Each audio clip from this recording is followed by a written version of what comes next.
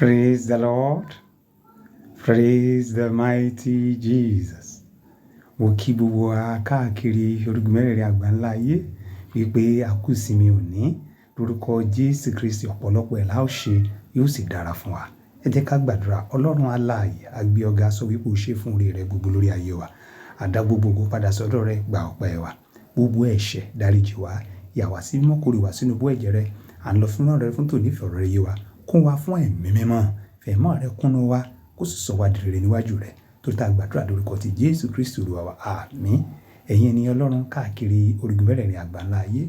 Mo kí wa káàsán àbí kú òwúrọ̀ kú ìyálẹ̀ta àbí kíbi tó lè wù ká wà káàkiri àgbáńlá ayé. A kí yín. Ní ìtẹ̀síwájú ẹ̀kọ́ ọ̀rọ̀ Ọlọ́run tá à ń bá lọ láti bí ọ̀sẹ̀ kan lé sẹ́yìn tá à ń sọ nípa ẹ̀mí mímọ́.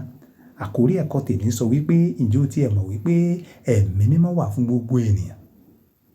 Ṣé ẹ mọ̀? Ǹjẹ́ ẹ mọ̀ pé gbogbo ènìyàn lẹ̀mí wà fún? Praise the Lord. Gbogbo ènìyàn lẹ̀mí wà fún. Ẹ̀mí wà fún yín, ó wà fún mi, ó wà fún ọmọ yín gan tó fi mọ́ gbogbo ọmọ ìkókó tẹ́ ní ẹ̀mí wà fún wọn.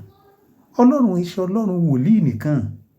Tẹ́mi mọ́ bá dé sínú ayé yín, o nílò kó wá wòlíì lọ sórí òkè àbí sí pẹ̀tẹ́lẹ̀ àbí sínú ihò.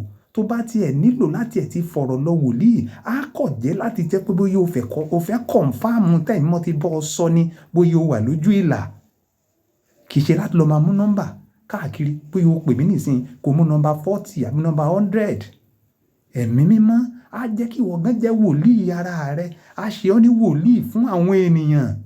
Kì í ṣe dandan kó jẹ́ òjíṣẹ́ Ọlọ́run àbí bóyá kó gbágo ìgbàlà kó máa lo ago ìgbàlà kó tó jẹ́ ìránṣẹ́ Ọlọ́run. Tẹ́mi mọ́ lọ bá kúnnú rẹ, á máa fi òye gbogbo yé ọ. Ẹ jẹ́ ká sáré wo ìwé wòlíì Jóẹ́lì orí ìkejì ẹsẹ̀ kejìdínlọ́gbọ̀n. Wòlíì Jóẹ́lì orí ìkejì ẹsẹ̀ kejìdínlọ́gbọ̀n. Ó sọ wípé yóò sì ṣe ní ìkẹyìn ọjọ́, èmi ò tú ẹ̀mí mi jáde sí ara ènìyàn gbogbo ènìyàn.